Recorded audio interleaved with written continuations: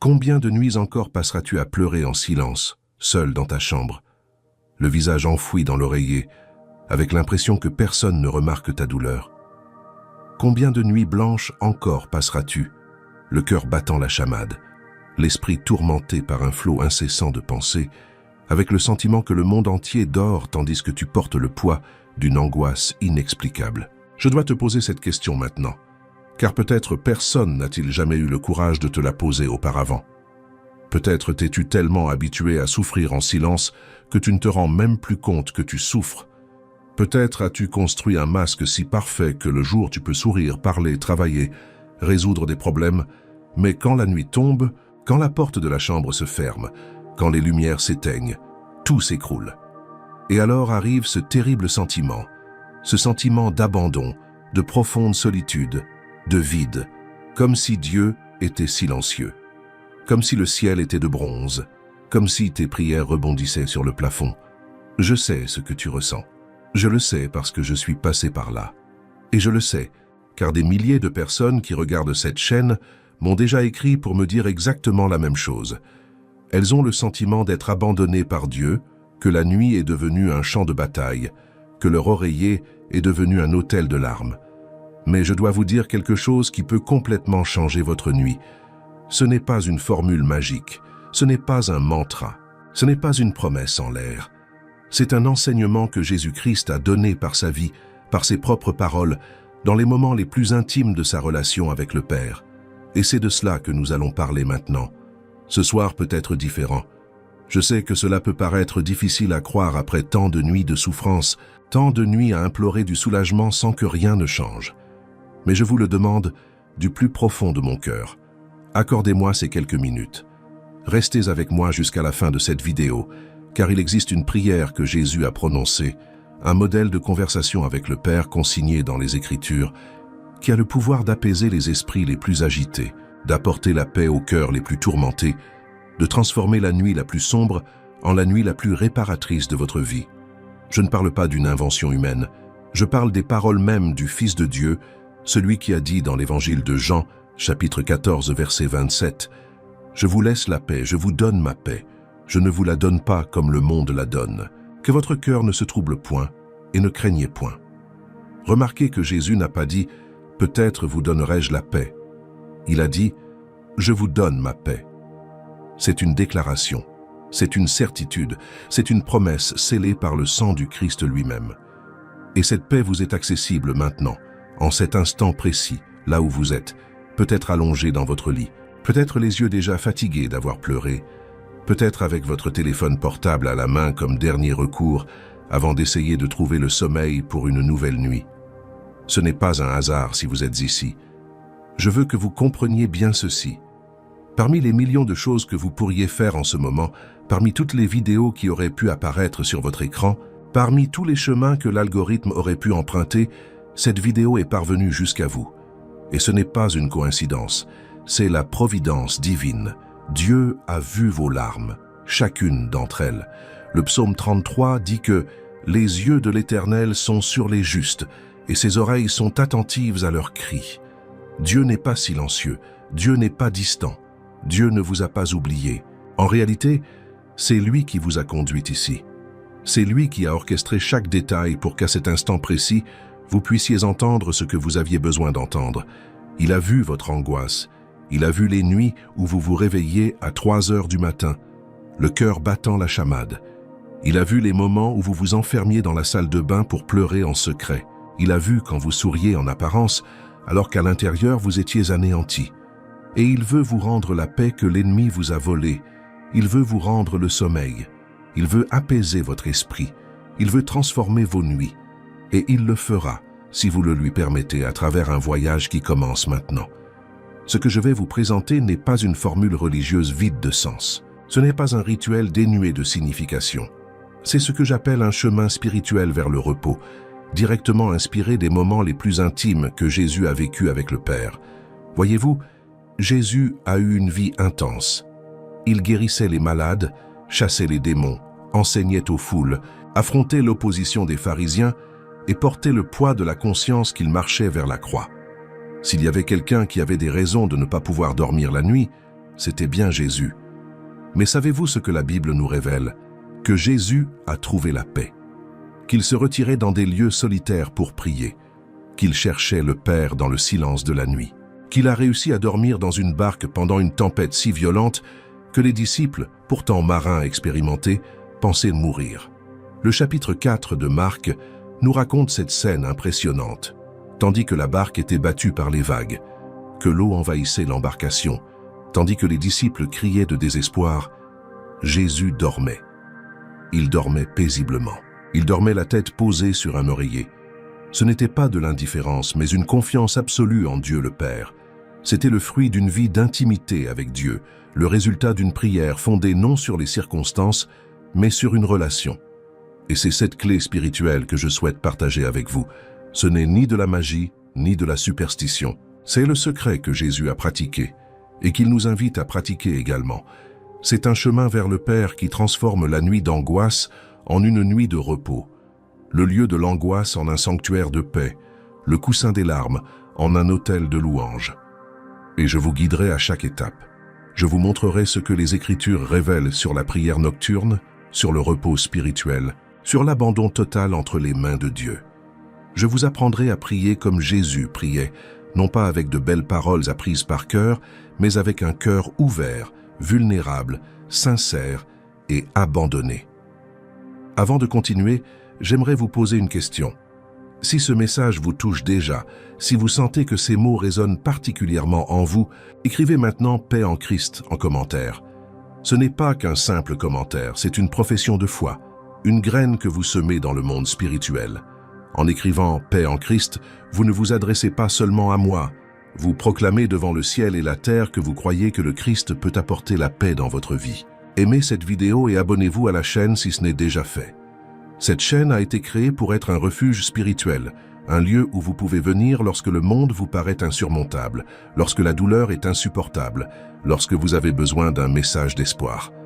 Chaque fois que vous aimez, que vous vous abonnez, que vous partagez, vous aidez d'autres personnes qui traversent les mêmes épreuves à trouver ce refuge. Alors faites-le maintenant. Commentez « Paix en Christ », aimez et abonnez-vous. Et poursuivons ce chemin ensemble.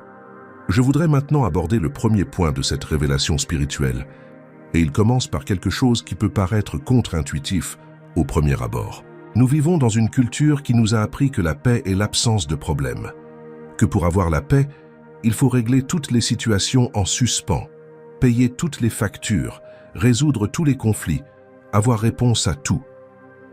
Mais Jésus n'a jamais enseigné cela. En réalité, Jésus a dit tout autre chose. Dans l'évangile de Jean, chapitre 16, verset 33, il a déclaré « Dans le monde, vous aurez des tribulations, mais prenez courage, j'ai vaincu le monde. » Remarquez la structure de cette phrase. Il n'a pas dit « Dans le monde, vous n'aurez aucune tribulation ». Il n'a pas promis une vie sans problème. Il a dit que des tribulations viendraient, certes, mais que malgré tout, nous devions garder courage, car il les avait déjà vaincus. La paix que Jésus offre n'est pas une paix qui dépend des circonstances. C'est une paix qui existe malgré les circonstances. C'est une paix qui agit au cœur de la tempête, et non seulement après qu'elle soit passée. Et la clé pour accéder à cette paix réside dans ce que j'appelle le murmure apaisant. Vous savez, quand vous êtes dans un environnement bruyant, et que quelqu'un s'approche de votre oreille et vous chuchote quelque chose, le bruit ne disparaît pas. Les autres continuent de parler. La circulation ne s'arrête pas. Mais quelque chose se produit en vous. Votre attention se déplace. Votre concentration se déplace. Soudain, seule compte cette douce voix qui vous parle directement à l'oreille. C'est exactement ce qui se passe lorsque vous apprenez à écouter la voix de Dieu la nuit. Les problèmes ne disparaissent pas comme par magie. Les factures sont toujours là. Les relations difficiles persistent. La maladie peut rester présente dans le corps. Mais lorsque vous vous allongez et laissez le Père murmurer à votre cœur, quelque chose change. Votre perspective change. Le poids s'allège. L'anxiété perd de son emprise. Car soudain, vous réalisez que vous n'êtes pas seul, qu'il y a quelqu'un de plus grand que tous vos problèmes qui prend soin de vous, qu'une main puissante vous soutient même lorsque vous avez l'impression de tomber. Jésus pratiquait cela chaque soir. Luc 5,16 nous dit qu'il se retira dans des lieux déserts et y pria. Et Luc 6,12 rapporte que, en ces jours-là, il se retira sur une montagne pour prier, et il passa la nuit à prier Dieu. Jésus recherchait la présence du Père dans le silence de la nuit. Ce n'était pas une obligation religieuse, mais un besoin profond du cœur. C'était le moment où il se reconnectait à la source de toute paix, de tout amour, de toute force. Et savez-vous ce qui se passait après ces nuits de prière? Jésus prenait les décisions les plus importantes de son ministère. C'est après une nuit entière de prière qu'il choisit les 12 apôtres. C'est lors de la prière nocturne de Gethsémani qu'il trouva la force d'affronter la croix. La nuit n'était pas un moment de faiblesse pour Jésus, mais le moment de sa plus grande puissance, car c'était le moment de sa plus grande intimité avec le Père. Et Dieu désire la même chose pour vous. Il veut que la nuit cesse d'être votre moment de plus grande souffrance et devienne celui de votre plus grande rencontre. Il veut que vous cessiez de craindre la tombée de la nuit et que vous commenciez à l'attendre avec espérance, sachant que c'est là, dans le silence, dans l'obscurité, dans le calme, que la voix la plus puissante de l'univers parlera à votre cœur. Le psaume 42, verset 8, déclare « Le jour, l'Éternel répand sa bonté. La nuit, il chante avec moi. Il fait la prière au Dieu de ma vie. » Avez-vous compris?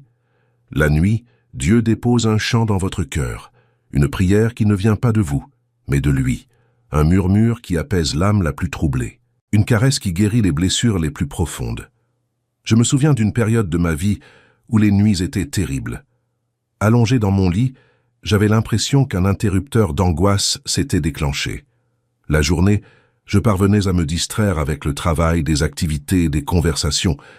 Mais la nuit, quand le silence s'installait, les pensées déferlaient comme une avalanche. Peur, doute, insécurité, culpabilité. Et je priais, oui, mais je priais désespérément. Je priais dans l'angoisse. Je priais en essayant de convaincre Dieu de m'aider. Jusqu'au jour où j'ai compris quelque chose qui a tout changé. J'ai compris que prier, ce n'est pas convaincre Dieu. Prier, c'est se reposer en Dieu. Ce n'est pas négocier, c'est s'abandonner. Ce n'est pas dire à Dieu ce qu'il doit faire. C'est reconnaître qu'il sait déjà ce dont j'ai besoin et qu'il est parfaitement capable de tout prendre en charge. Et quand j'ai changé d'attitude dans la prière, quand j'ai cessé de crier et commencé à murmurer, quand j'ai cessé d'exiger et commencé à faire confiance, la paix est revenue. Non pas parce que les problèmes ont disparu, mais parce que j'ai enfin compris que mon Père était aux commandes. C'est comme une enfant qui a peur du noir. Elle est allongée dans son lit, seule dans sa chambre, et les bruits de la nuit lui paraissent menaçants. Chaque ombre ressemble à un monstre, chaque bruit semble être un danger. Elle pleure, crie, tremble de peur. Mais alors, le Père entre dans la chambre. Il s'assoit au bord du lit. Il pose sa main sur la tête de l'enfant. Il murmure « Je suis là. N'aie pas peur. Dors, je veille sur toi. » La chambre reste sombre. Les bruits de la nuit persistent. Les ombres ne disparaissent pas. Mais l'enfant cesse de pleurer. Elle se calme. Elle ferme les yeux. Elle dort paisiblement. Pourquoi?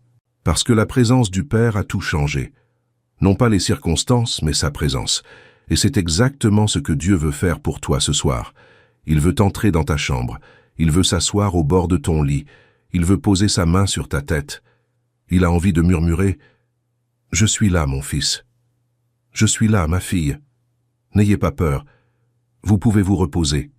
Je m'occupe de tout. » Le prophète Isaïe a consigné ces paroles puissantes dans Isaïe 41, verset 10. « Ne crains rien car je suis avec toi. Ne sois pas effrayé, car je suis ton Dieu.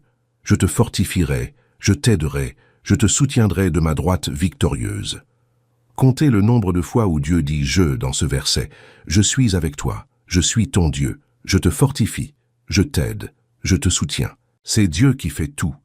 C'est Dieu qui assume toute la responsabilité. Tu n'as pas à porter ce fardeau seul. Tu n'as pas besoin d'avoir toutes les réponses. Tu n'as pas besoin de tout résoudre avant de t'endormir. Tu as simplement besoin de savoir qu'il est là, qu'il est ton Dieu, qu'il te fortifie, t'aide et te soutient. Et si le Dieu qui a créé l'univers entier dit en une seule parole qu'il te soutient, tu peux dormir en paix, car il n'y a aucun problème sur la planète Terre qui soit trop grand pour lui. Vous pensez peut-être, j'ai déjà essayé de prier et ça n'a pas marché. J'ai déjà essayé de faire confiance et l'angoisse est revenue. J'ai déjà essayé de me reposer et les pensées ne cessent de m'assaillir. Je comprends. Je comprends vraiment. Mais permettez-moi de vous poser une question. Lorsque vous avez essayé de prier, avez-vous prié pour trouver le repos ou pour résoudre un problème? Car il y a une énorme différence entre les deux. Bien souvent, nous utilisons la prière comme un outil pour tenter de contrôler les situations. Nous prions en demandant à Dieu de changer les circonstances, de faire disparaître le problème, de faire en sorte que tout se déroule comme nous le souhaitons. Et lorsque les circonstances ne changent pas, nous sommes frustrés et nous en concluons que Dieu ne nous a pas entendus. Mais la prière de repos est différente. La prière de repos ne se concentre pas sur les circonstances. Elle se concentre sur le caractère de Dieu. Elle ne dit pas « Dieu, change ma situation ». Elle dit « Dieu, je te fais confiance quelle que soit ma situation ». Ce n'est pas une prière de demande, c'est une prière d'abandon. Et c'est la prière que Jésus nous a enseignée. Pensez à Gethsémani. Jésus était sur le point d'affronter le moment le plus terrible de l'histoire de l'humanité. Il savait qu'il serait trahi, abandonné, torturé et crucifié. L'évangile de Luc nous dit que sa sueur devint comme des gouttes de sang tombant à terre. Il s'agit d'une véritable affection médicale appelée hématidrose, qui survient dans des situations de stress extrême. Jésus subissait une pression qu'aucun être humain n'avait jamais connue. Et qu'a-t-il fait? Il a prié. Mais remarquez comment il a prié.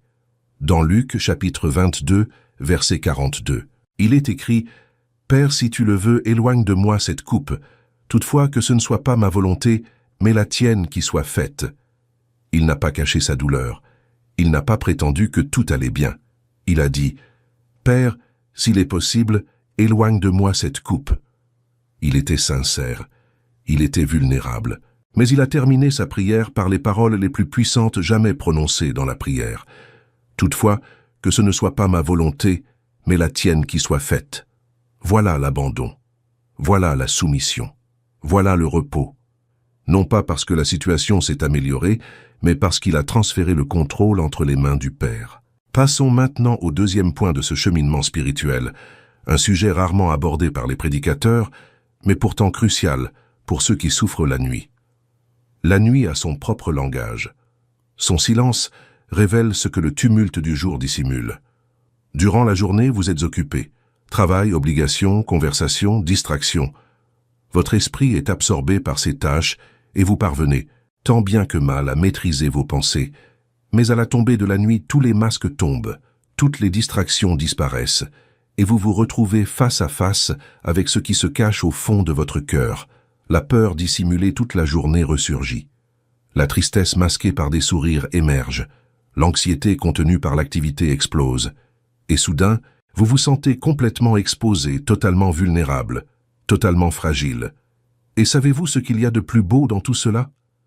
C'est que Dieu aime votre vulnérabilité. Il valorise votre fragilité, car c'est dans la fragilité qu'il peut agir avec le plus de puissance.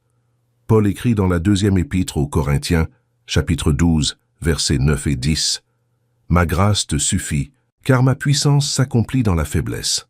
C'est pourquoi je me glorifierai bien plus volontiers de mes faiblesses, afin que la puissance du Christ repose sur moi. C'est pourquoi, à cause du Christ, je me complais dans les faiblesses, dans les outrages, dans les détresses, dans les persécutions, dans les angoisses. Car lorsque je suis faible, c'est alors que je suis fort. » La nuit révèle votre faiblesse, et c'est précisément là que la puissance du Christ veut demeurer. Vous n'avez pas besoin de vous présenter fort devant Dieu la nuit. Vous n'avez pas besoin de réciter de belles prières apprises par cœur, ni d'avoir une théologie parfaite ou la prière la plus éloquente. Dieu ne recherche pas la performance religieuse, mais l'authenticité.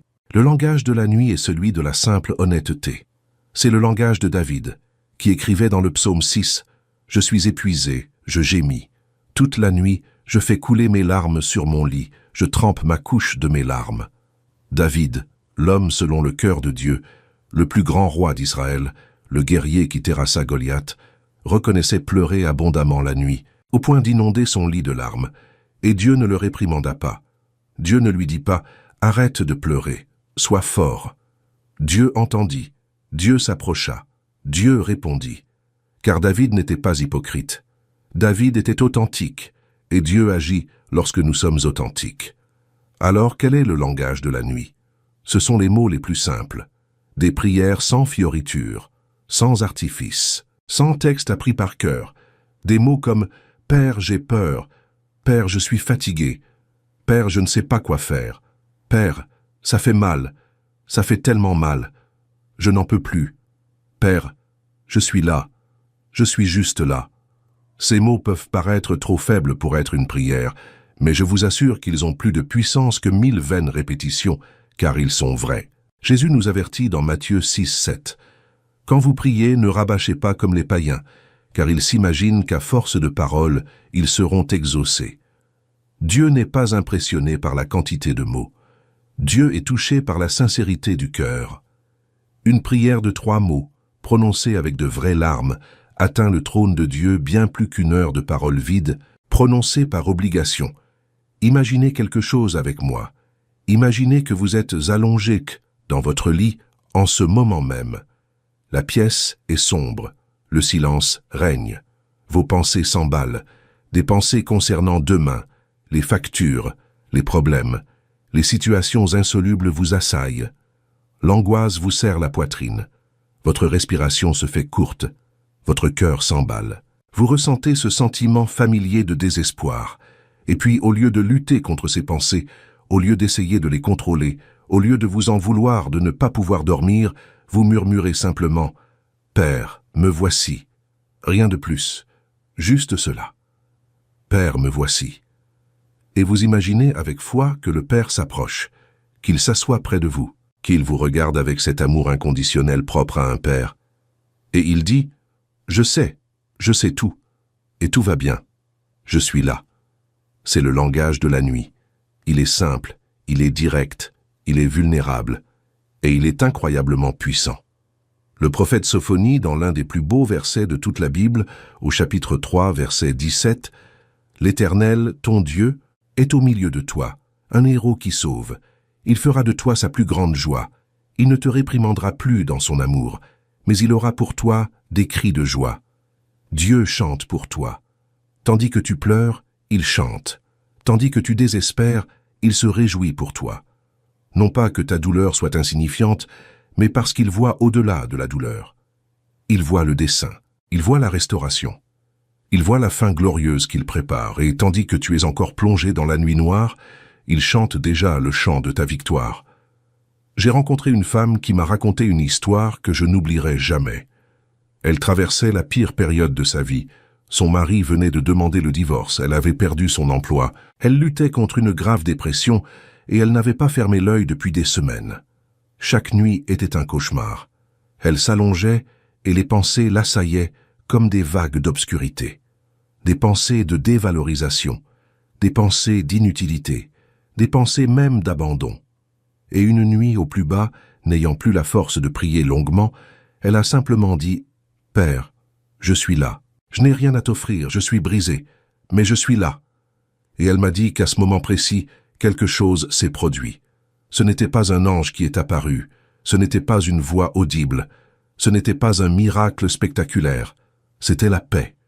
Une paix qui n'avait aucun sens logique, une paix sans explication rationnelle, une paix qui l'a enveloppée corps et âme comme une douce couverture par une nuit froide. Et elle a dormi. Pour la première fois depuis des semaines, elle dormit paisiblement. Non pas parce que les problèmes étaient résolus, mais parce qu'elle avait enfin cessé de lutter et s'était abandonnée à l'étreinte du Père. Voici ce que Paul décrit dans l'Épître aux Philippiens, chapitre 4, versets 6 et 7.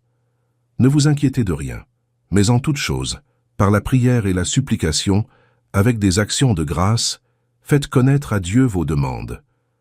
Et la paix de Dieu, qui surpasse toute intelligence, gardera vos cœurs et vos pensées en Jésus-Christ. » La paix de Dieu qui surpasse toute intelligence. Cela signifie que c'est une paix que votre esprit ne peut expliquer. C'est une paix qui semble incompréhensible dans les circonstances. C'est une paix qui contredit tout ce que vous voyez. Mais elle est réelle, elle est tangible, elle est surnaturelle, et elle garde votre cœur et votre esprit. Le mot « garde » dans ce verset vient du grec « phroureo », qui signifie « monter la garde comme un soldat ». La paix de Dieu veille à la porte de votre cœur et de votre esprit, empêchant l'anxiété, la peur et le désespoir d'y pénétrer. Mais elle ne demeure que lorsque vous vous abandonnez à Dieu. Lorsque vous cessez de vouloir tout contrôler, et que vous le laissez agir.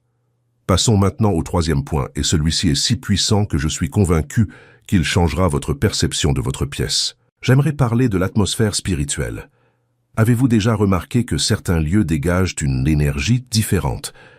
Lorsque vous entrez dans une église où les gens adorent Dieu sincèrement, vous ressentez quelque chose. Lorsque vous entrez dans un lieu où l'on a beaucoup prié, une paix profonde règne. De même, lorsque vous entrez dans un lieu où on régnait tant de disputes, de colère et de négativité, vous ressentez une lourdeur. Il ne s'agit pas de mysticisme, il s'agit d'une réalité spirituelle. La Bible nous enseigne qu'il existe un monde spirituel aussi réel que le monde physique, et la prière a le pouvoir de transformer l'atmosphère spirituelle d'un lieu. Lorsque vous priez dans votre chambre, quelque chose se produit dans le monde spirituel que vos yeux ne peuvent voir, mais que votre esprit peut ressentir. L'anxiété ambiante commence à se dissiper. La peur qui semblait imprégner les murs perd de son emprise. Cette oppression qui alourdissait l'atmosphère est remplacée par une légèreté surnaturelle. Votre chambre, qui était un champ de bataille spirituelle, se transforme en un havre de paix. L'Épître aux Éphésiens, chapitre 6, verset 12, nous avertit « Car nous n'avons pas à lutter contre la chair et le sang, mais contre les autorités, contre les pouvoirs, contre les dominateurs des ténèbres de ce monde de ténèbres, contre les esprits du mal dans les lieux célestes. » Souvent, l'anxiété que vous ressentez la nuit n'est pas seulement psychologique. Elle comporte une dimension spirituelle. Des forces cherchent à vous voler votre paix, à perturber votre sommeil, à vous empêcher de vous reposer. Et la prière est l'arme qui désarme ces forces. Jésus l'a démontré concrètement lors de la scène du bateau. Marc, chapitre 4, versets 35 à 41, raconte que Jésus dormait dans la barque lorsqu'une violente tempête s'est levée. Les vagues s'écrasaient contre l'embarcation. Désespérés, les disciples réveillèrent Jésus en lui disant « Maître, cela ne te fait rien que nous périssions ?» Et Jésus se leva, menaça le vent et dit aux vagues « Silence, calmez-vous !» Alors le vent tomba et il y eut un grand calme. Remarquez ce que Jésus a fait. Il a menacé le vent. Il a ordonné à la mer de se calmer. Il n'a pas prié « Père, calme la tempête !» Il a exercé son autorité et la tempête lui a obéi. Cette même autorité que Jésus possédait, il nous l'a déléguée. Dans Luc chapitre 10, verset 19, il dit « Voici, je vous ai donné le pouvoir de marcher sur les serpents et les scorpions, et sur toute la puissance de l'ennemi, et rien ne pourra vous nuire. » Vous avez l'autorité spirituelle pour apaiser la tempête d'angoisse qui envahit votre chambre la nuit. Vous pouvez dire « Au nom de Jésus, j'ordonne à cette angoisse de partir. J'ordonne à cette peur de se taire. Je déclare que cette pièce est le territoire de Dieu et que la paix du Christ y règne. Je sais que cela peut paraître étrange si vous n'avez jamais fait cela auparavant, mais je vous invite à essayer. Ce soir, avant de vous coucher, arrêtez-vous au milieu de votre chambre, fermez les yeux, inspirez profondément et déclarez à voix haute, même à voix basse, « Seigneur, cette chambre est à toi. Cet espace est consacré à ta présence. Je chasse tout esprit de peur, d'anxiété, d'insomnie et de tourment. Au nom de Jésus, je proclame la paix en ce lieu. Ton ange veille sur ceux qui te craignent, et je te crains, Seigneur. Envoie donc tes anges garder cette chambre, que ta paix emplisse cet espace, que ta présence transforme ce lieu en un havre de paix. » Vous sentirez la différence. Je ne le dis pas à la légère, je le dis parce que je l'ai vécu. Je le dis parce que des milliers de personnes l'ont vécu. Lorsque vous priez pour votre environnement, quelque chose change, l'atmosphère change, l'air est différent. Cette oppression qui semblait permanente se dissout devant le nom de Jésus. Le psaume 91, l'un des plus puissants psaumes sur la protection et le repos, dit dans ses versets 1 à 6. « Celui qui demeure sous l'abri du Très-Haut repose à l'ombre du Tout-Puissant. Je dis à l'Éternel, « Tu es mon refuge et ma forteresse, mon Dieu en qui je me confie. » Car c'est lui qui te délivre du filet de l'oiseleur, de la peste dévastatrice. Il te couvrira de ses plumes, et tu trouveras un refuge sous ses ailes. Sa fidélité est un bouclier et une cuirasse. Tu ne craindras ni les terreurs de la nuit, ni la flèche qui vole de jour, ni la peste qui rôde dans les ténèbres, ni le fléau qui ravage en plein midi. Remarquez, tu ne craindras pas les terreurs de la nuit. Dieu sait que la nuit peut être terrifiante. Il sait que lorsque l'obscurité s'installe, les peurs se multiplient. C'est pourquoi il a fait cette promesse précise. Si vous demeurez sous l'abri du Très-Haut, si vous vous réfugiez en sa présence, les terreurs de la nuit ne vous atteindront pas. Vous pourrez vous coucher en paix. Vous pourrez fermer les yeux en toute confiance. Vous pourrez confier votre sommeil à celui qui ne sommeille ni ne dort. On me demande souvent « Comment changer l'atmosphère de ma chambre ?» La réponse est plus simple qu'il n'y paraît. Avant de vous endormir, mettez une douce musique de louange. Pas besoin de volume élevé, un murmure suffit. Lisez un psaume à voix haute, le psaume 23, le psaume 91, le psaume 121. Parlez simplement à Dieu. Remerciez-le pour quelque chose, n'importe quoi. Seigneur, merci pour l'air que je respire. Merci pour cette nouvelle journée. Merci d'être avec moi en ce moment. La gratitude est l'un des plus puissants moyens de créer une atmosphère spirituelle apaisante. Remercier, c'est reconnaître la bonté de Dieu. Et reconnaître sa bonté, c'est rendre sa présence tangible. La Bible dit au psaume 100, verset 4, « Entrez dans ses portes avec des actions de grâce, dans ses parvis avec des louanges. » La gratitude ouvre les portes à la présence de Dieu. Et là où Dieu est présent, il n'y a pas de place pour la peur, l'anxiété, le tourment. Je veux vous raconter quelque chose qui a changé ma vie. Pendant des années, je m'endormais rongé par l'inquiétude. Avant de fermer les yeux, ma dernière pensée était une liste de soucis, les problèmes de la journée, les décisions du lendemain, les incertitudes de l'avenir.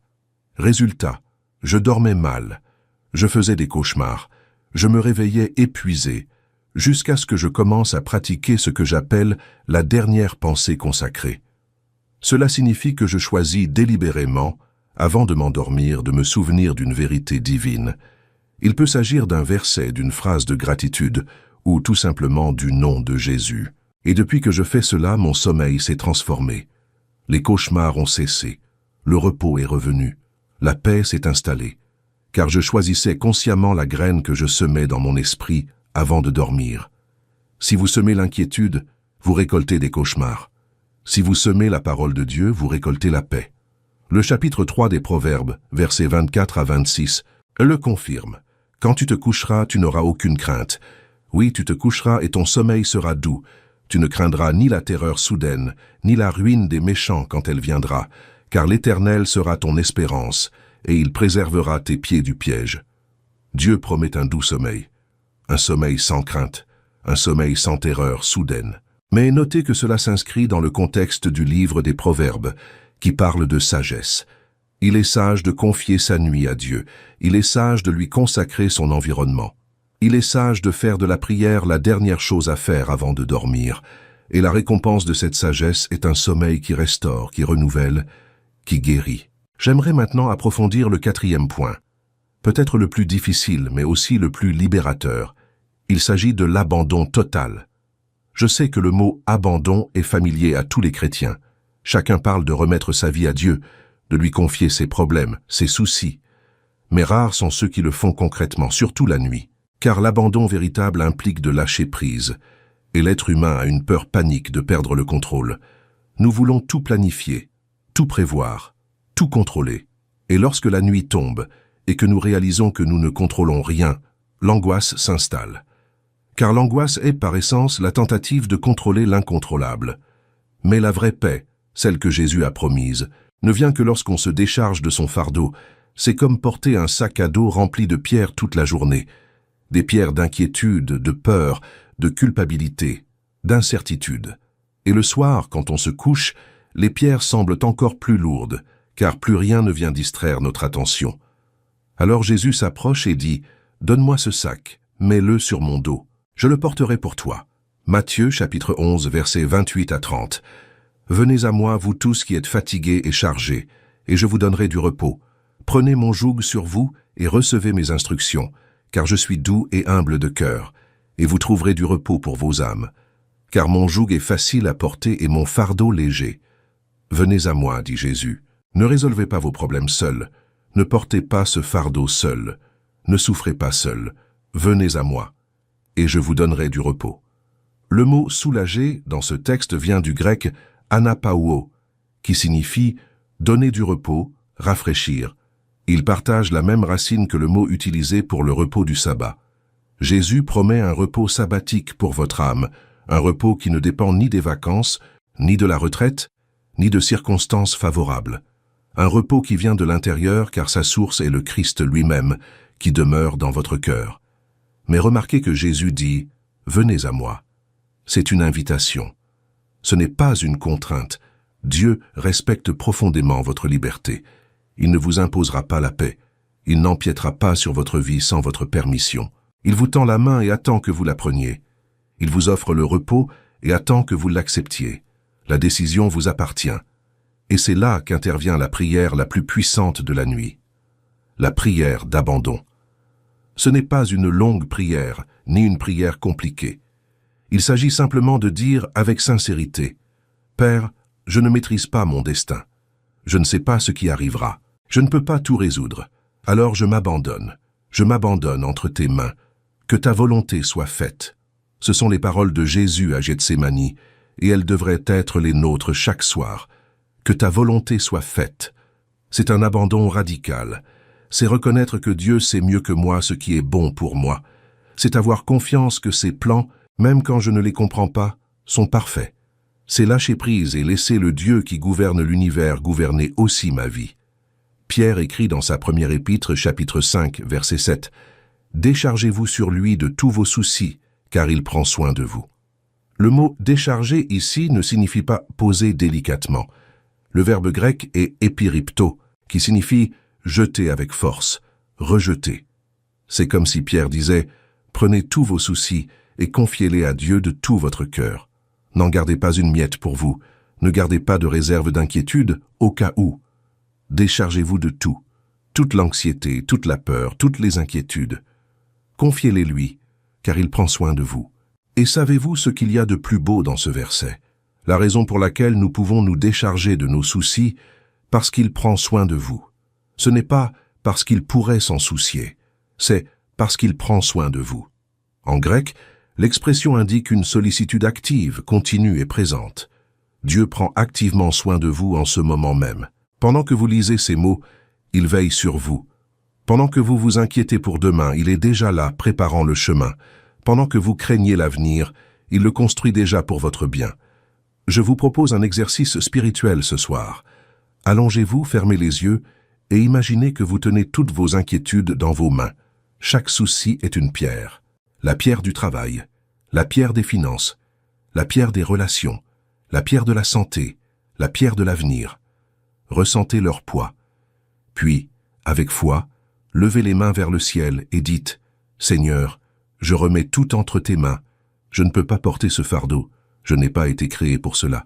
Ces pierres t'appartiennent désormais. Je refuse de les reprendre. Je refuse de m'inquiéter de ce qui est déjà entre tes mains. Je me repose. J'ai confiance. Je m'abandonne. » Imaginez les pierres passer de vos mains aux mains infinies de Dieu. Sentez vos mains s'alléger. Sentez vos épaules se détendre. Sentez le poids s'envoler de votre dos. Et reposez-vous. Reposez-vous comme un enfant qui n'a besoin de s'inquiéter de rien, car le Père prend soin de tout. Il existe un vieux cantique qui dit « Crois, abandonne-toi et fais confiance à la volonté du Père, et tout ira mieux que tu ne peux l'imaginer. » La simplicité de ces mots cache une immense profondeur spirituelle. Crois, abandonne-toi, fais confiance. Tu n'as pas besoin de comprendre, tu n'as pas besoin de voir, tu n'as pas besoin d'avoir la réponse maintenant. Crée simplement confiance que le Père sait ce qu'il fait. L'Épître aux Hébreux, chapitre 11, verset 1, définit la foi ainsi. Or, la foi est une ferme assurance des choses qu'on espère, une démonstration de celles qu'on ne voit pas. La foi, c'est être certain de ce que l'on ne voit pas. C'est se coucher le soir sans avoir la réponse, et dormir paisiblement parce qu'on a confiance en celui qui la détient. C'est ne pas savoir de quoi demain sera fait, et pourtant trouver la paix parce qu'on sait que celui qui tient demain entre ses mains est le même Dieu qui tient notre présent. Le 5e point de ce cheminement est si simple qu'il peut paraître insignifiant. Mais ne sous-estimez pas le pouvoir de la simplicité. Nous vivons à une époque qui valorise la complexité. Plus c'est compliqué, plus c'est respectable. Plus c'est élaboré, plus c'est puissant. Mais Jésus a toujours agi avec simplicité. Il guérissait avec sa salive et de l'argile. Il multipliait la nourriture avec 5 pains et 2 poissons. Il apaisait les tempêtes en 3 mots. Et il nous a appris à prier avec la simplicité d'un enfant qui parle à son Père. Dans Matthieu chapitre 6, verset 6, Jésus dit « Mais quand tu pries, entre dans ta chambre, ferme la porte et prie ton Père qui est dans le secret, et ton Père qui voit dans le secret te le rendra. Allez dans votre chambre, fermez la porte, et parlez à votre Père, sans public, sans jugement, sans pression, juste vous et lui. » Les prières les plus puissantes de la Bible étaient courtes et simples. Jésus sur la croix, « Père, je remets mon esprit entre tes mains. » Luc 23, 46. Ce fut sa dernière prière avant de mourir. Ce n'était pas une longue prière, ni une prière théologiquement complexe, une prière de 8 mots, mais elle portait tout le poids de la rédemption de l'humanité. Le voleur sur la croix, « Jésus, souviens-toi de moi quand tu viendras dans ton royaume. » Luc 23, 42. Une prière de 12 mots. Et la réponse de Jésus, « En vérité, je te le dis, aujourd'hui, tu seras avec moi au paradis. » 12 mots ont changé le destin éternel d'un homme. Pierre, en train de sombrer dans la mer, « Seigneur, sauve-moi. » Matthieu 14, 30. 2 mots. Mais ils ont suffi pour que la main de Jésus le ramène à la vie. Il n'est pas nécessaire de faire de longues prières pour toucher le cœur de Dieu. Il suffit de prier sincèrement. « Père, j'ai peur. Aide-moi. Père, je suis fatigué. Donne-moi du repos. Père, je remets mon esprit entre tes mains. » Si Jésus a confié sa vie éternelle au Père par une simple prière, vous pouvez confier votre nuit avec la même simplicité. Ne compliquez pas ce que Dieu a fait simple. Ne transformez pas la prière en un acte religieux. La prière est une conversation entre un enfant et son Père. Et quelle est la conversation la plus naturelle entre un enfant fatigué et son père aimant ? « Papa, j'ai sommeil, prends soin de moi. » Et le père sourit, ajuste la couverture, embrasse le front et dit « Dors mon enfant, je suis là. » Il existe une belle tradition juive appelée Shema Israël, une prière que les juifs pieux récitent chaque soir avant de se coucher. Elle est basée sur le Deutéronome, chapitre 6, verset 4. « Écoute, Israël. L'Éternel, notre Dieu, est l'unique Éternel. » C'est une prière d'abandon, une déclaration d'un Dieu unique et digne de confiance. Après avoir récité le schéma, les Juifs traditionnels prononcent une prière que l'on peut résumer ainsi. « Je remets mon esprit entre tes mains. Tu m'as racheté, ô Éternel, Dieu de vérité. » Parole du psaume 31, verset 5. La même prière que Jésus a prononcée sur la croix. Chaque nuit, depuis des millénaires, le peuple de Dieu s'endort en remettant son esprit entre les mains du Père. Et c'est ce que je vous invite à faire ce soir. Avant de fermer les yeux, dites « Père, je remets mon esprit entre tes mains. J'ai confiance en toi. Je trouve le repos en toi. Amen. » Et dormez. J'aimerais maintenant aborder les derniers points de ce cheminement, qui forment une progression vous menant de l'abandon à un éveil transformé. Le 6e point concerne la présence du Saint-Esprit pendant le sommeil. Beaucoup l'ignorent, mais lorsque vous dormez, votre esprit ne dort pas. Votre corps a besoin de repos. Votre esprit a besoin de repos, mais votre esprit reste actif. Et le Saint-Esprit, qui demeure en tous ceux qui ont reçu Jésus comme Seigneur, est actif toute la nuit. Il veille sur vous. Il intercède pour vous. L'Épître aux Romains, chapitre 8, verset 26 dit « De même aussi l'Esprit nous aide dans notre faiblesse, parce que nous ne savons pas ce qu'il faut prier. Mais l'Esprit lui-même intercède pour nous par des soupirs inexprimables. Même lorsque vous ne savez pas comment prier, l'Esprit prie pour vous. Même lorsque les mots vous manquent, il intercède par des soupirs qui transcendent le langage humain. Pendant votre sommeil, le Saint-Esprit œuvre en votre faveur dans le domaine spirituel. Le psaume 121, l'un des psaumes de protection les plus connus, déclare au verset 3 et 4 « Il ne permettra pas que ton pied chancelle, celui qui te garde ne sommeille point. Oui, celui qui garde Israël ne sommeille ni ne dort. Le gardien d'Israël ne dort jamais. Tandis que vous avez besoin de 8 heures de sommeil, Dieu veille sur vous 24 heures sur 24, 7 jours sur 7. Il ne fait pas de sieste. Il ne somnole pas.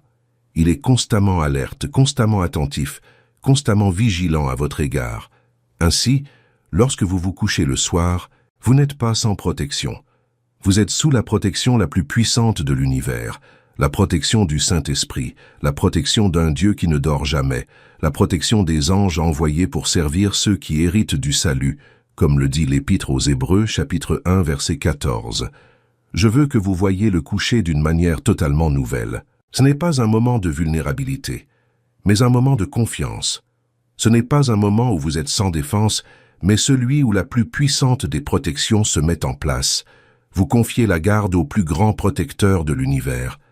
C'est comme un soldat qui a veillé toute la nuit et qui est enfin relevé par le commandant suprême de l'armée. Il peut se reposer en paix, car celui qui est de service maintenant est infiniment plus puissant et compétent. Vous avez combattu toute la journée. Vous avez affronté des batailles, des pressions, des défis. Maintenant, il est temps de se reposer.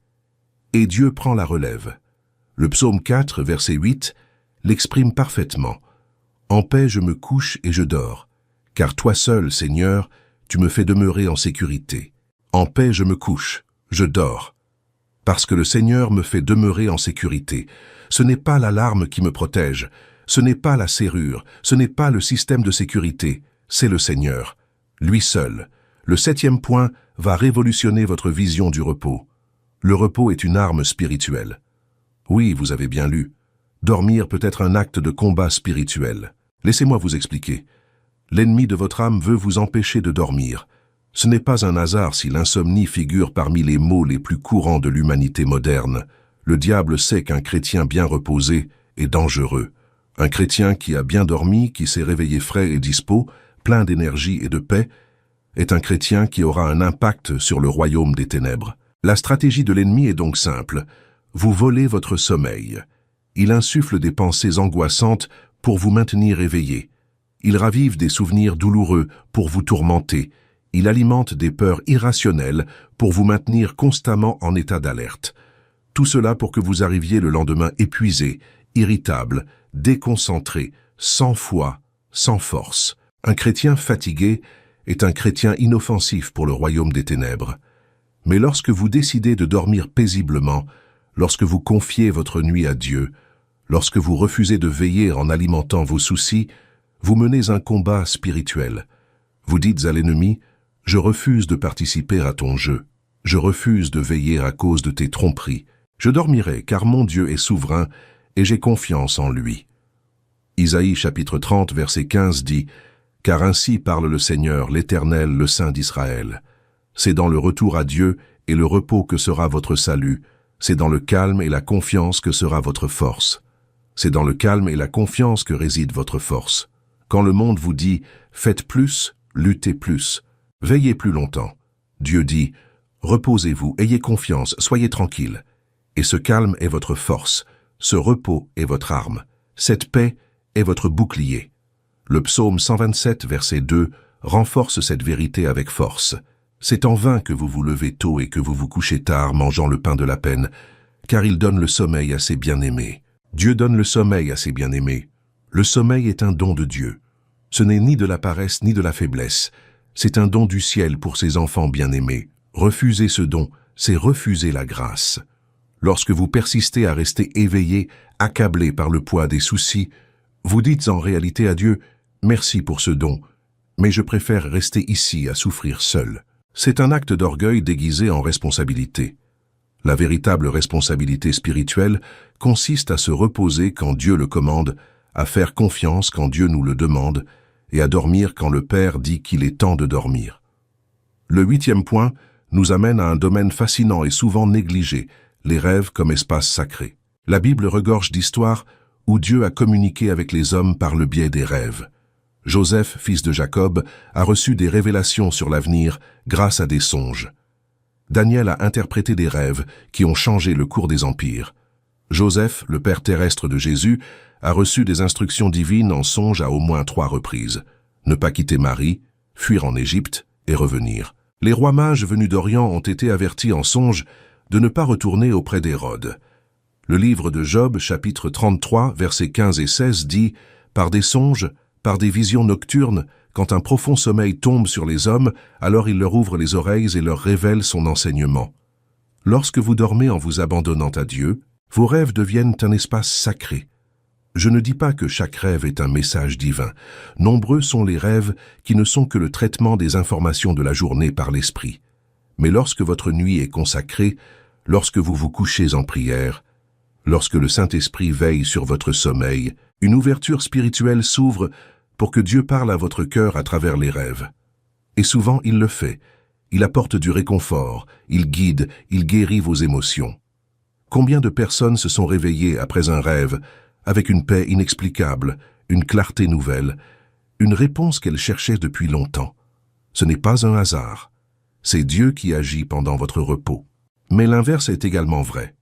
Lorsque vous vous endormez accablé par la peur, la colère, l'amertume et l'anxiété, vos rêves en sont le reflet.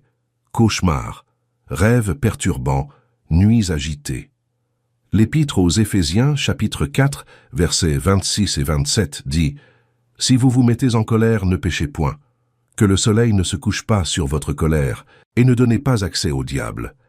Ne laissez pas le soleil se coucher sur votre colère.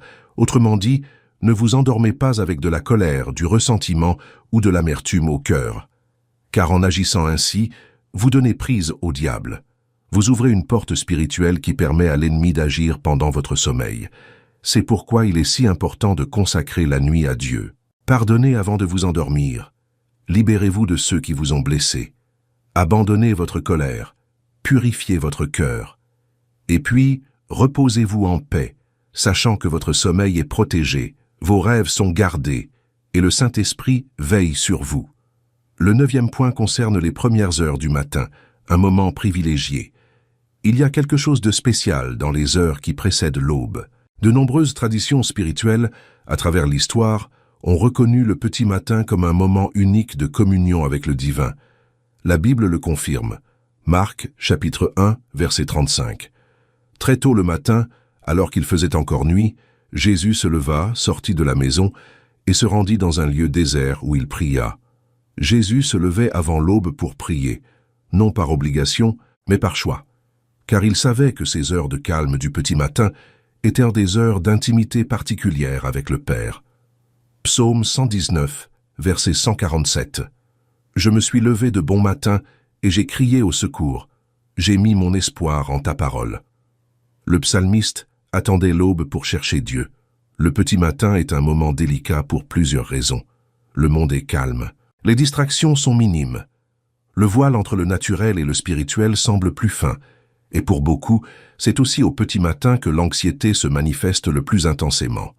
Qui ne s'est jamais réveillé à 3 ou 4 heures du matin, le cœur battant la chamade, l'esprit agité, avec un sentiment d'angoisse inexplicable? Et si je vous disais que Dieu peut transformer ce moment de tourment en un moment de rencontre?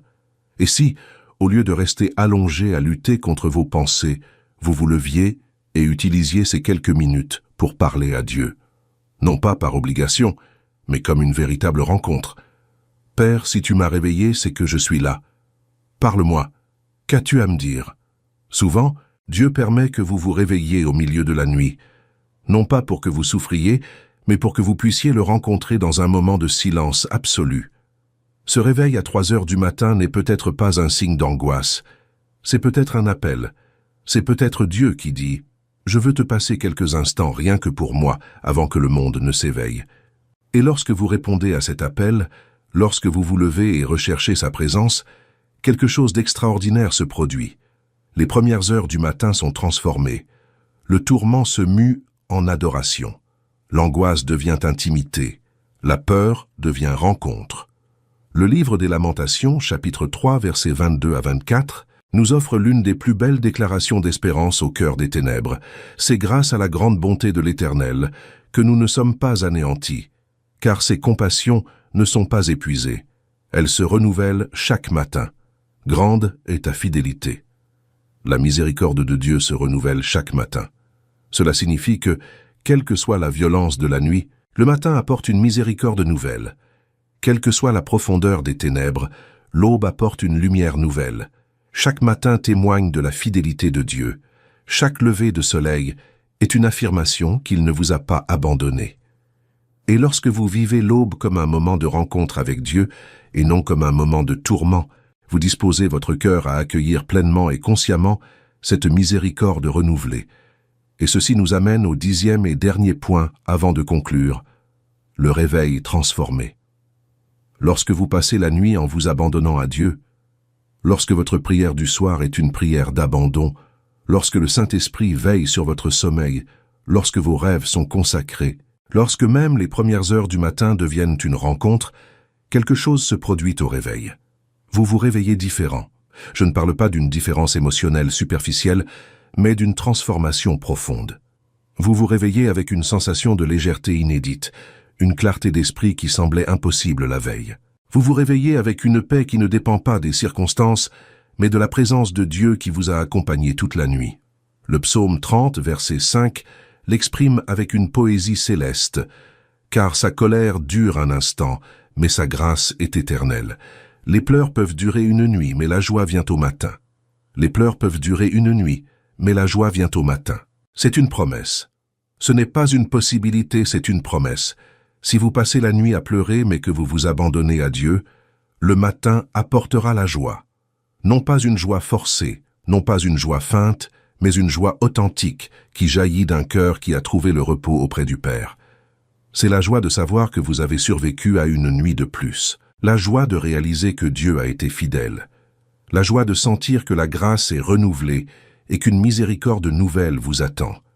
Imaginez ce que serait votre lendemain si, dès ce soir, vous mettiez en pratique tout ce dont nous avons parlé. Imaginez poser votre tête sur l'oreiller et au lieu de penser à vos problèmes, murmurez « Père, je remets mon esprit entre tes mains ». Imaginez la paix qui emplit la pièce, tandis que vous déclarez « Ce lieu est le territoire de Dieu ». Imaginez dormir profondément, sachant que le Saint-Esprit veille sur vous. Imaginez vous réveiller le matin avec le sentiment que quelque chose a changé. Non pas les circonstances, mais vous, votre vision des choses, vos sentiments, votre façon d'aborder la journée. Imaginez commencer la journée avec gratitude plutôt qu'avec anxiété, avec espoir plutôt qu'avec peur, avec énergie plutôt qu'avec épuisement. C'est possible. Ce n'est pas une utopie. C'est ce que Dieu a préparé pour vous. Le prophète Isaïe a écrit dans le livre d'Isaïe, chapitre 26, verset 3, « Tu assures une paix parfaite à celui qui s'appuie sur toi, car il se confie en toi. » Un esprit ferme en Dieu engendre la paix.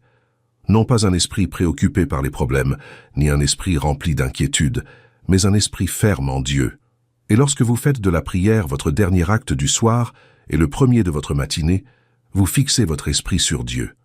Vous ancrez votre cœur sur le roc inébranlable, et il en résulte la paix. Une paix qui vous habite toute la nuit, une paix qui vous accompagne tout au long de la journée, une paix qui transforme.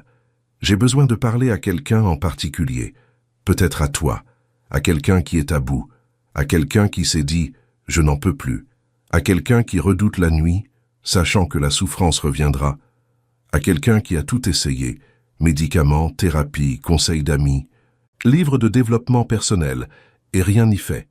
Je voudrais te regarder dans les yeux, même à travers un écran, et te dire du fond du cœur, tu n'es pas seul. Je sais que c'est l'impression que tu as. Je sais que la nuit te donne l'impression que le monde entier t'a oublié. Mais Dieu, lui, ne t'a pas oublié. Le psaume 147, verset 3 dit, « Il guérit ceux qui ont le cœur brisé et pansent leurs blessures. » Dieu guérit les cœurs brisés. C'est la description même de son œuvre. Si ton cœur est brisé, tu es exactement la personne que Dieu cherche à aider. Tu n'es pas un cas désespéré.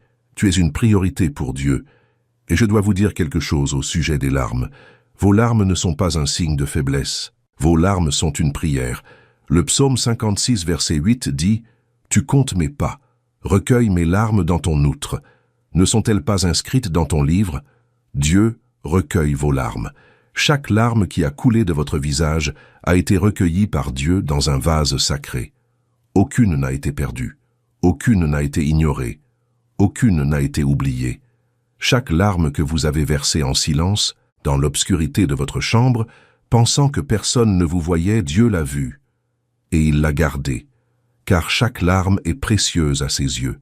Chaque larme est une prière que le cœur prononce quand les mots ne peuvent plus parler. Et Dieu entend. Et Dieu répond. Et Dieu transforme. Je voudrais maintenant vous guider dans une prière. Ce n'est pas une prière pour impressionner Dieu, mais une prière sincère, de cœur à cœur. Si vous le pouvez, fermez les yeux. Si vous êtes en mesure de parler à voix haute, parlez. Sinon, parlez avec votre cœur. Dieu entend les deux de la même manière. Prions ensemble. Père céleste, je me présente devant toi en cet instant, non pas avec de belles paroles, mais avec un cœur ouvert. Je viens avec mes larmes, ma douleur, mes peurs, mes angoisses. Je viens tel que je suis, sans masque, sans faux semblant. Père, je suis fatigué, mes pensées s'agitent, mon cœur est lourd. Mes nuits ont été difficiles, mais je choisis, en cet instant, de te faire confiance. Je choisis de croire que tu es avec moi. Je choisis de croire que tu vois chacune de mes larmes et qu'aucune n'est vaine. Seigneur Jésus, tu as dit que tu nous donnes ta paix. Je reçois cette paix maintenant. J'ouvre mon cœur à cette paix qui surpasse toute intelligence. Je te demande d'inonder ce lieu de ta présence, que tout esprit de peur, d'angoisse, de tourment et d'insomnie soit chassé en ton nom. Je déclare que cette nuit est différente. Cette nuit, je dors en paix. Cette nuit, je me repose en toi. Je remets tous mes soucis entre tes mains. Travail, finances, relations, santé, avenir. Tout est entre tes mains. Que ta volonté soit faite et non la mienne. Père, j'ai confiance en toi. Je remets mon esprit entre tes mains. Protège-moi. Veille sur mon sommeil. Garde mes rêves. Et relève-moi au matin, renouvelé, restauré, avec une miséricorde nouvelle, une grâce nouvelle et une espérance nouvelle. Au nom de Jésus, Amen et Amen. Si vous avez prié avec moi, j'aimerais que vous fassiez quelque chose. Commentez maintenant. Cette nuit, je dors en paix. Écrivez-le en commentaire. Car lorsque vous le déclarez, quelque chose se produit dans le monde spirituel. Votre affirmation de foi est une arme puissante. Et lorsque vous commentez, d'autres personnes qui souffrent le verront et retrouveront espoir. Elles sauront qu'elles ne sont pas seules. Elles réaliseront qu'il existe une communauté de foi qui se soucie d'elles. Alors commentez « Cette nuit, je dors en paix ». Partagez cette vidéo avec quelqu'un qui a besoin d'entendre ce message. Vous connaissez peut-être quelqu'un qui traverse des nuits difficiles, qui lutte contre l'anxiété, qui n'arrive pas à trouver le sommeil. Envoyez cette vidéo à cette personne. Elle pourrait être l'instrument dont Dieu se sert pour transformer sa nuit. Je souhaite approfondir certains aspects que nous avons évoqués, car je sais que beaucoup d'entre vous ont besoin d'en savoir plus. Parlons de ce que signifie réellement « demeurer sous l'abri du Très-Haut », expression utilisée dans le psaume 91. Le mot « demeurer » en hébreu est « yashab », qui signifie « s'asseoir »,« rester »,« habiter ». Il ne s'agit pas d'une visite passagère ni d'un instant fugace. C'est une résidence permanente. C'est faire de la présence de Dieu votre demeure permanente. Nombre de chrétiens se rendent en présence de Dieu le dimanche, lors d'un office ou d'une conférence, puis rentrent chez eux et vivent comme si Dieu n'existait pas le reste de la semaine. Mais le psalmiste parle de demeurer, de vivre continuellement en sa présence. Et lorsque vous demeurez en la présence de Dieu, la paix n'est pas un événement ponctuel, mais un mode de vie. Le repos n'est pas occasionnel, mais l'état naturel de votre âme. Comment cela se traduit-il concrètement? Cela passe par une conscience constante de la présence de Dieu. Il ne s'agit pas de prier 24 heures sur 24, mais d'entretenir un dialogue intérieur continu avec le Père. Au travail, murmurez « Seigneur, je sais que tu es là avec moi ». Face à un problème, dites « Père, j'ai confiance en toi ». Dans cette situation. Au volant, rendez grâce. Merci Seigneur pour ta protection. Et le soir venu, cette conscience de la présence de Dieu qui vous a accompagné toute la journée vous accompagne naturellement jusqu'au lit. Inutile de réactiver la connexion avec Dieu au moment du coucher, car elle n'a jamais été interrompue.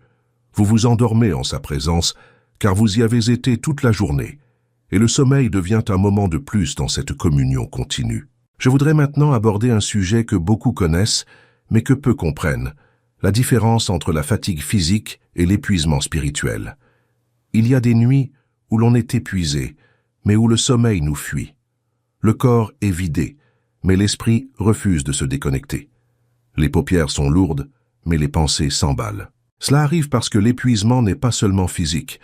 Il y a aussi un épuisement de l'âme, un épuisement spirituel qu'aucun matelas, aucun médicament, aucune technique de relaxation ne peut guérir. Seul Dieu peut apaiser cet épuisement de l'âme. Jésus a dit dans Matthieu 11, « Je vous donnerai du repos, et vous trouverez du repos pour vos âmes. » Du repos pour les âmes, pas seulement pour les corps, pas seulement pour les esprits, pour les âmes. Cette part de vous-même qui aspire à la paix, qui implore le soulagement, qui a désespérément besoin de repos. Jésus promet le repos à cette part, et il tient sa promesse. Lorsque l'épuisement spirituel est pris en charge, le repos physique en découle naturellement. Quand l'âme est en paix, le corps suit. Quand l'esprit est tranquille, le mental s'apaise. C'est pourquoi tant de personnes prennent des somnifères et se réveillent malgré tout fatiguées, car les médicaments traitent le corps, mais pas l'âme. Et tant que l'âme ne repose pas en Dieu, le repos restera toujours incomplet. Augustin d'Hippone, l'un des pères de l'Église, a écrit l'une des phrases les plus célèbres de l'histoire chrétienne. « Tu nous as fait pour toi, et notre cœur est sans repos tant qu'il ne repose en toi. » Le cœur humain a été conçu par Dieu pour reposer en Dieu. Toute autre forme de repos est temporaire, partielle, insuffisante. Ce n'est que lorsque l'âme trouve sa place en la présence du Créateur que le repos devient complet. Je sais que certains d'entre vous pensent peut-être « tout cela semble idyllique », mais ma situation est bien réelle. J'ai de vrais problèmes, de vraies factures, de vraies maladies, de vraies relations brisées. Prier et dormir ne sert à rien. Et je tiens à reconnaître ce que vous ressentez. Vos problèmes sont réels. Votre souffrance est réelle. Votre situation est réelle. Je ne vous demande pas d'ignorer la réalité. Je vous demande de la replacer dans son contexte. La réalité, c'est que vous avez des problèmes. Mais la réalité plus profonde encore, c'est que votre Dieu est plus grand que tous vos problèmes réunis. La réalité, c'est que vous traversez des épreuves. Mais la réalité plus profonde encore, c'est que le Dieu qui a vaincu la mort, qui est ressuscité, qui règne sur l'univers entier, est à vos côtés. La réalité, c'est que vous n'avez pas toutes les réponses. Mais la réalité plus profonde encore, c'est que Dieu a toutes les réponses et œuvre en votre faveur, même lorsque vous ne le voyez pas. Romains chapitre 8, verset 28, l'une des promesses les plus puissantes de la Bible. Nous savons du reste que toutes choses concourent au bien de ceux qui aiment Dieu, de ceux qui sont appelés selon son dessein. Toutes choses, pas seulement certaines, toutes choses concourent au bien, y compris les nuits difficiles, y compris les larmes, y compris l'angoisse, y compris les problèmes qui semblent insolubles. Dieu prend chaque parcelle de votre souffrance et la transforme en quelque chose de bon. Vous ne le voyez peut-être pas maintenant. Cela peut sembler impossible maintenant, mais la promesse est claire. Toutes choses concourent au bien, et si Dieu l'a dit, c'est accompli, car le Dieu qui parle est le même Dieu qui accomplit. Avant de conclure, j'aimerais partager une dernière réflexion sur la nuit comme préparation à un but précis. Souvent, les nuits les plus sombres précèdent les aubes les plus glorieuses. Dans la Bible, les plus grandes victoires ont eu lieu après les nuits les plus difficiles. Jacob lutta avec l'ange toute la nuit, et à l'aube, reçut une bénédiction et un nouveau nom. Les Israélites passèrent la nuit de l'Exode à attendre, et à l'aube, ils marchèrent vers la liberté. Les disciples vécurent la pire nuit de leur vie après la crucifixion, mais à l'aube du troisième jour, la pierre du tombeau fut roulée, et la mort fut vaincue à jamais. La nuit n'est pas la fin. La nuit est le passage qui mène à l'aube.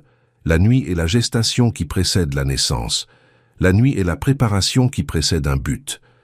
Peut-être que cette nuit difficile que vous traversez vous prépare à la plus grande merveille que Dieu accomplira dans votre vie. Peut-être que les larmes que vous versez aujourd'hui nourrissent la terre où votre bénédiction sera semée demain. Peut-être que le désert spirituel que vous traversez maintenant est un entraînement pour le ministère que Dieu vous confiera. Ne sous-estimez pas cette épreuve. Ne méprisez pas ce processus. Dieu vous façonne dans l'obscurité pour vous révéler dans la lumière. Il vous fortifie dans la faiblesse pour vous utiliser avec puissance. Il vous apprend à dépendre de lui dans les moments les plus difficiles afin que vous n'oubliez jamais qui est votre source. L'apôtre Jacques écrit dans son épître chapitre 1, versets 2 à 4. « Mes frères et sœurs, considérez comme une joie parfaite les diverses épreuves auxquelles vous pouvez être exposés, sachant que la mise à l'épreuve de votre foi produit la persévérance. Mais il faut que la persévérance accomplisse pleinement son œuvre, afin que vous soyez parfaits et accomplis, sans qu'il vous manque rien. La mise à l'épreuve de la foi produit la persévérance, et la persévérance produit la maturité. Les épreuves difficiles vous transforment. Elles forgent un caractère que les moments de facilité n'auraient jamais pu forger. Elles développent une profondeur spirituelle que la superficialité n'aurait jamais pu atteindre. Elles font de vous quelqu'un qui connaît Dieu, non seulement par ouï-dire, mais par une expérience personnelle dans l'obscurité, la douleur et les larmes. Et lorsque vous sortirez de cette nuit, et vous en sortirez, je vous le promets, d'après la parole de Dieu, vous aurez quelque chose que personne ne pourra vous ravir, une foi éprouvée. Une foi qui ne dépend pas des circonstances. Une foi qui a été mise à l'épreuve dans la fournaise de l'affliction et qui en est ressortie plus pure et plus forte. Une foi qui peut regarder la tempête et dire avec confiance « Mon Dieu est plus grand que tout cela ». Et cette foi changera non seulement votre vie, mais aussi celle de tous ceux qui vous entourent. Car lorsque les gens verront la paix qui vous anime au milieu du chaos, ils vous demanderont « Comment faites-vous » Et vous pourrez les regarder droit dans les yeux et dire « Ce n'est pas moi, c'est le Christ en moi. Il m'a appris à trouver le repos même quand tout semblait perdu. » Je souhaite revenir sur un point évoqué précédemment concernant les premières heures du matin, car je crois qu'il y a matière à réflexion pour ceux qui souffrent particulièrement durant cette période. Si vous vous réveillez systématiquement tôt le matin avec de l'anxiété, le cœur qui bat la chamade et des pensées négatives, sachez que cela s'explique à la fois par des facteurs naturels et spirituels. Sur le plan naturel, entre 2 et 4 heures du matin, le taux de cortisol dans le corps augmente en prévision du réveil. Chez les personnes souffrant de stress chronique, cette hausse de cortisol peut provoquer un réveil brutal accompagné d'anxiété. Sur le plan spirituel, les premières heures du matin sont reconnues comme une période d'intense activité spirituelle. C'est à ce moment que le voile entre le monde visible et le monde invisible semble le plus fin. C'est à ce moment que les combats spirituels se déroulent avec une plus grande intensité. Mais voici la bonne nouvelle. Si Dieu vous permet de vous réveiller au milieu de la nuit, c'est qu'il a une raison. Et cette raison est presque toujours la communion. C'est une rencontre, c'est une intimité. Les moines du désert, au 1er siècle du christianisme, pratiquaient ce qu'ils appelaient les vigiles nocturnes, où ils se levaient intentionnellement au milieu de la nuit pour prier. Ils ont découvert que les heures les plus calmes de la nuit étaient celles où ils étaient le plus proches de Dieu. Et de nombreux psaumes ont été écrits pour être chantés pendant ces vigiles. Le psaume 134, par exemple, « Voici, bénissez l'Éternel, vous tous, serviteurs de l'Éternel, qui veillez la nuit dans la maison de l'Éternel. » Alors, lorsque vous vous réveillez au milieu de la nuit, au lieu de lutter pour vous rendormir, au lieu de vous laisser envahir par l'anxiété, essayez ceci. Rendez grâce. Dites, « Seigneur, si tu m'as réveillé, c'est que je suis là. Que veux-tu me dire? Que veux-tu me montrer? Je suis disponible. » Et faites silence. Écoutez. Laissez le Saint-Esprit parler à votre cœur. Ce sera peut-être à travers un verset qui vous vient à l'esprit. Ce sera peut-être à travers une paix qui vous envahit. Ce sera peut-être à travers la certitude intérieure que tout ira bien. Et après cette communion, rendormez-vous. Généralement, après un moment d'abandon et de rencontre avec Dieu au milieu de la nuit, le sommeil revient avec une douceur particulière. Un sommeil profond, réparateur, apaisant. Car l'âme a trouvé ce qu'elle cherchait. L'âme a trouvé le Père.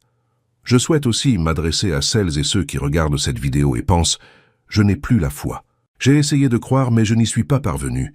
Dieu me paraît si lointain que je doute même de son existence. » Je ne vous jugerai pas pour cela. Je ne vous réprimanderai pas. Je comprends votre souffrance. Quand la nuit est interminable, quand la souffrance semble sans fin, quand les prières restent sans réponse, la foi peut vaciller. Et c'est normal. La foi n'est pas un état permanent de certitude inébranlable. La foi est un cheminement. Et tout cheminement comporte des moments de doute. Même les plus grands hommes et femmes de Dieu ont connu des moments de doute.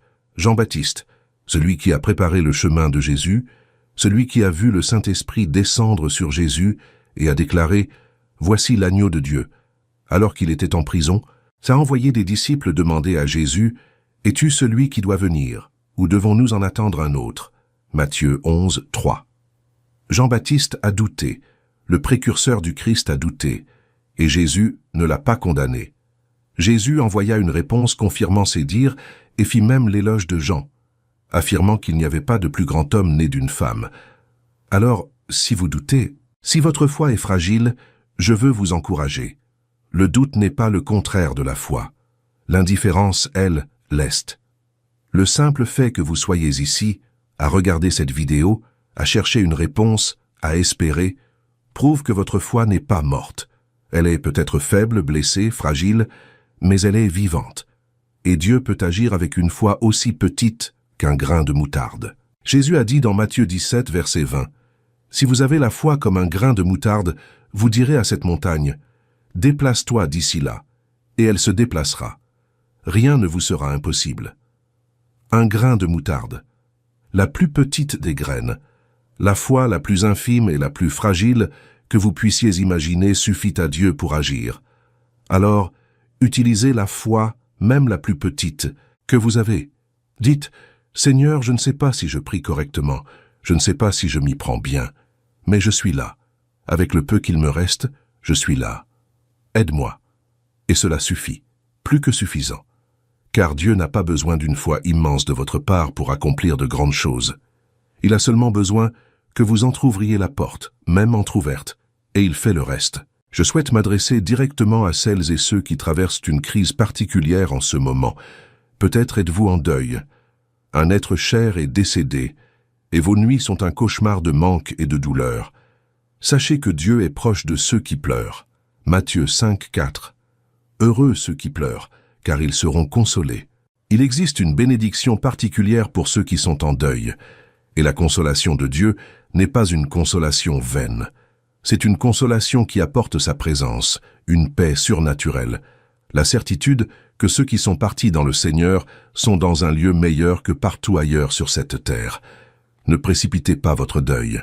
Ne vous forcez pas à passer à autre chose rapidement. Autorisez-vous à pleurer. Autorisez-vous à ressentir. Mais faites-le dans les bras du Père. Pleurez avec lui, non loin de lui. Peut-être souffrez-vous d'une maladie qui vous empêche de dormir. La douleur vous prive de sommeil. La peur du diagnostic vous vole votre paix. L'incertitude quant au traitement engendre une anxiété constante. Je prie pour que Dieu guérisse votre corps. Jérémie chapitre 30 verset 17. « Car je rendrai ta santé, et je panserai tes blessures, déclare l'Éternel. » Mais en attendant la guérison, la paix peut déjà être présente, car la paix de Dieu ne dépend pas de la santé du corps. La paix de Dieu dépend de sa présence, et il est présent avec vous, dans la chambre, sur votre lit d'hôpital, dans la salle d'attente au moment de l'examen. Il est là, il vous tient la main, il soutient votre cœur. Il murmure « N'aie pas peur, je suis là ». Vous traversez peut-être une crise financière. Les dettes s'accumulent, les factures arrivent à échéance, et chaque soir vous vous endormez avec le poids de la survie sur les épaules. Philippiens chapitre 4 verset 19. Et mon Dieu pourvoira à tous vos besoins selon sa richesse, avec gloire en Jésus-Christ. Dieu est votre pourvoyeur, ni votre travail, ni l'État, ni l'économie. Dieu. Et il est riche, infiniment riche, et il promet de subvenir à tous vos besoins, pas seulement à certains désirs, à tous vos besoins. Faites-lui confiance. Abandonnez-vous à lui, et soyez assurés que celui qui nourrit les oiseaux du ciel et habille les lys des champs ne laissera jamais son enfant sans ressources. Je pourrais parler pendant des heures, car l'amour de Dieu pour vous est immense. Mais je voudrais terminer par quelque chose qui, je l'espère, restera gravé à jamais dans votre âme. Aussi sombre que soit la nuit, le soleil se lèvera. Aussi long que soit l'hiver, le printemps reviendra. Aussi profonde que soit la vallée, la montagne est toujours là. Et aussi difficile que soit ce moment dans votre vie, Dieu est à l'œuvre. Silencieusement, puissamment, sans cesse. Il œuvre pour votre bien. Il déplace des éléments invisibles. Il ouvre des portes dont vous ignoriez même l'existence. Il prépare quelque chose de si bon que, lorsqu'il se produira, il effacera le souvenir de votre douleur. Que la grâce du Seigneur Jésus-Christ, l'amour de Dieu le Père et la communion du Saint-Esprit vous accompagnent cette nuit et toutes les nuits de votre vie. Shalom, paix, repos. Amen. Et si ce message vous a touché, ne le gardez pas pour vous. Partagez-le avec une personne qui souffre. Identifiez en commentaire la personne qui a besoin de l'entendre. Envoyez-le par WhatsApp à un ami qui traverse des moments difficiles. Car parfois, le plus beau cadeau que l'on puisse faire à quelqu'un est de partager un mot d'espoir. Qui sait, cette vidéo pourrait être la réponse à la prière de quelqu'un qui implore Dieu en ce moment même. Soyez l'instrument de la bénédiction que Dieu souhaite utiliser. Aimez, partagez, abonnez-vous. À bientôt pour une nouvelle vidéo. Que Dieu vous bénisse. Shalom.